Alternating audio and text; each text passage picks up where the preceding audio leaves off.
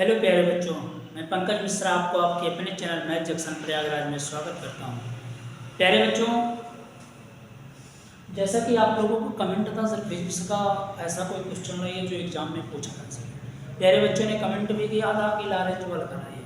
तो प्यारे भाई, हम लॉरेंज बल के क्वेश्चन को आप लोगों के सामने लाए हैं। देखिए, समझिए इसके फार्मूले का डेरिवेशन कैसे होता है, कब कहाँ पे बल न्यूनतम होगा, कहाँ पे अधिकतम होगा। तो प्यारे भाई ध्यान देना, चुंबकीय क्षेत्र में गतिमान आवेश पर लगने वाले बल को लॉरेंज बल कहते हैं। ये लॉरेंज बल होता है। लॉरेंज बल कहाँ पे लगता है? चुंबकीय क्षेत्र में गतिमान आवेश पर लगने वाला जो बल होता है उसको लॉरेंज बल होता है।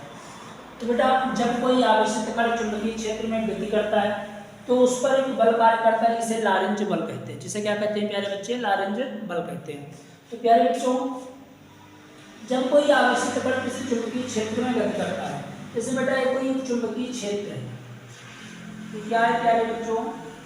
चुंबकीय क्षेत्र है और इस पे एक जब एक कण गति करेगा तो एक बल भी कार्य करेगा। जब गति करेगा तो उस पे जो बल, इसी बल को लॉरेंज बल कहते हैं। हमें इसी को क्या करना है? प्रदर्शित करना है। तो प्यारे भाई ध्यान देना, इसके आपको पॉइंट को याद करना है। इसका जो बल होता है वो इस पे जो आवेश होता है उसका अनुक्रमानुपाती होता है। तो जो बल है वो आवेश का अनुक्रमानुपाती है, पहला टॉपिक। दूसरा पॉइंट आपको याद करना है बच्चे, जो बल है वो उसके वेग के अनुक्रमानुपाती होता है।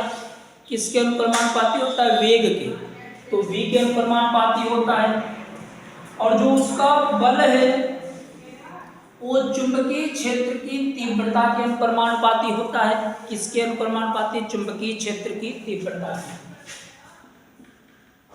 और जो बल है बेटा वो थीटा के भी अनुक्रमानुपाती होता है। थीटा कौन सा प्यारे बच्चे?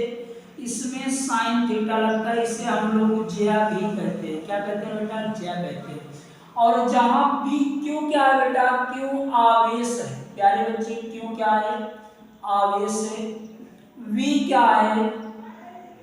वेग है प्यारे बेटो। बी क्या है? चुंबकीय क्षेत्र की तीव्रता है। क्लियर है प्यारे भाई? हमें इन चारों को जोड़ लेना है। चारों को मिलाने पर, चारों को मिलाने पर प्यारे बच्चे जब मिलाएंगे तो क्या हो जाएगा? एफ अनुक्रमानुपाती q we B sine theta. बेटा q we B sine theta. प्यारे बच्चे, अनुक्रमानुपाती का जब सिंबल हम लोग हटाएंगे, इक्वल लगाएंगे, तो यहाँ पे एक नियतांक लगेगा Q we B sine theta.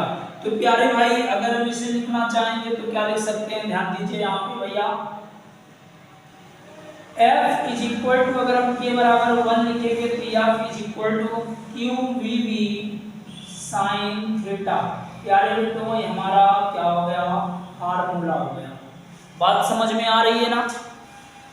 अब यहाँ पे क्वेश्चन हमें ऑब्जेक्टिव में भी मिल जाएगा। क्या मिलेगा बच्चे? ध्यान देना सर, यहाँ पे कब हमारा बल न्यूनतम होगा, कब अधिकतम होगा? तो प्यारे भैया ध्यान देना,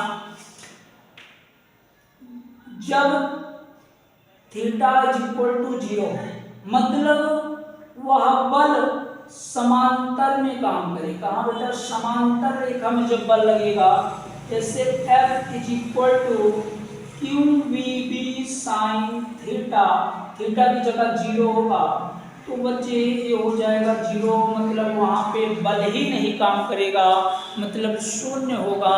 प्यारे बच्चे, यहाँ पे न्यूनतम हो जाएगा। क्या हो जाएगा बेटा? न्यूनतम हो जाएगा।